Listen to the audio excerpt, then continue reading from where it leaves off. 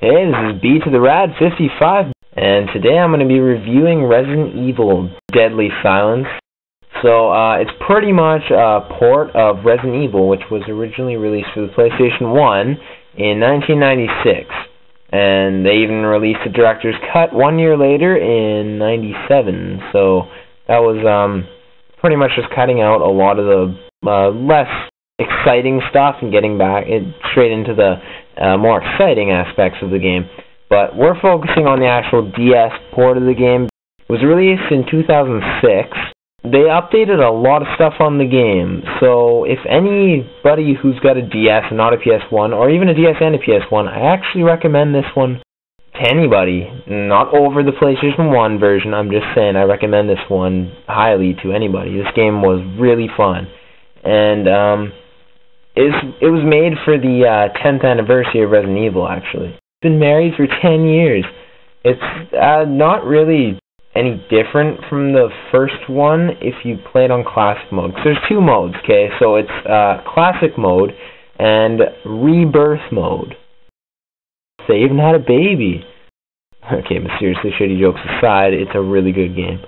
Rebirth mode is probably what I should talk about most, because classic mode is actually just the original game, except obviously updated for the Nintendo DS, which I'll talk about right now.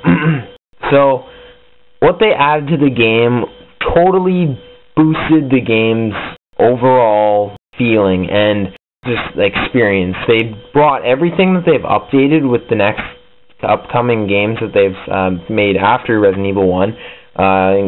Resident Evil 2 is pretty much the same. Resident Evil 3, they added a quick turn where you just tap backwards and square, I think it is. I need to have a controller in my hand. It's like my locker combination. I don't remember it till it's in my hand. Yeah, so you turn around quickly, so, you know, just to get around faster, which is a really nice feeling. It's like, instead of, sometimes when you're playing you feel trapped in a corner and you just can't get around and it's like, God, I suck! But actually it's the game, you know, kind of holding you back from stuff that, you know, you could do. I mean, although the game was hard, for good reasons too. I mean, they snuck up monsters on you and you freak out just because it's like, oh my God, a monster, holy shit! And then you get killed and you're like, oh my God, why did I freak out? And then you try and get back to it and your heart's racing, and that's, the game really did a great job engaging you into the story. You actually were like, had a feeling for the characters. You're like, I don't want them to die. And characters, you can change the story too. I think there was like 6 different endings, no joke.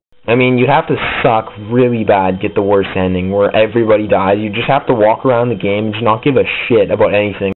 And all you need to do to get through the game is find every door, pretty much. Every door is pretty much locked to begin with, and by the end of the game, you've unlocked every single door and had given yourself access to everywhere in the mansion. In the beginning, it's kind of just restricts you to, like, the first floor and a couple rooms, and then you find a key, and then you open the next door, and that, you know, pans off into several other areas, and then, you know, it carries on like that. And once you get the feel of the game, you know, you get better, and then you're able to go further, and you're not as worried about getting your head eaten off by a hunter or something. Anyway, backtrack to what I was talking about, the new features of this game.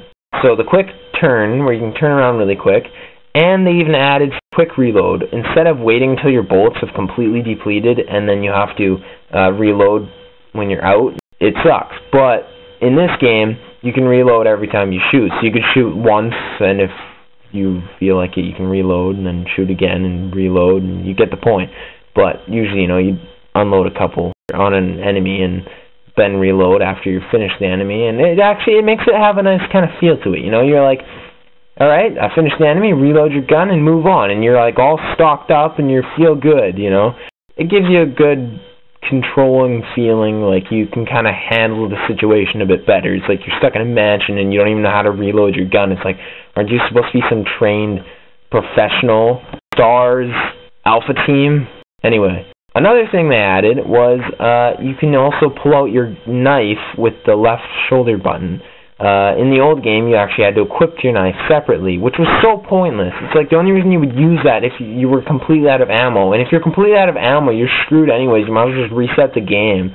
All this stuff's been added to make the game better, and it all was totally successful. This game is so good in like every way. It feels so good. It looks really nice, and they've updated the graphics. You can clearly see that it's gotten from being really blocky and choppy looking to being nice and smooth. So anyways, the only difference really between Classic and Rebirth mode is Rebirth mode enables the touchscreen a lot more. So they added a couple mini games, which honestly, I play Classic because I prefer to go through the game and enjoy a game, not randomly have mini games thrown at you. Like, it doesn't feel right to me. Not that they're bad, they're fun and they're good and they're just quick. It's not like it's interrupting the flow of the game, but it kind of just throws them at you. Like, for example, in the original game, you'd go up to this tombstone underground and it has a switch and you push it and a ladder will descend. But in Rebirth mode, it like makes you do this hand knife. Yeah, they put that in between in the game, and it's so easy. You have the stylus, and you just touch them between their fingers, like really quick. It's like so easy, and it's like impossible to fail unless you're like uncoordinated like completely. So it seems pointless, but it looks nice.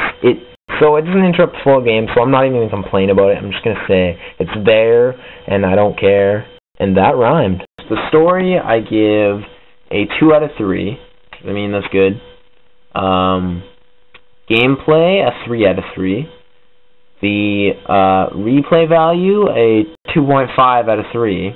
Graphics, a 2 out of 3. And the overall nitpicks about the game, I don't really have many.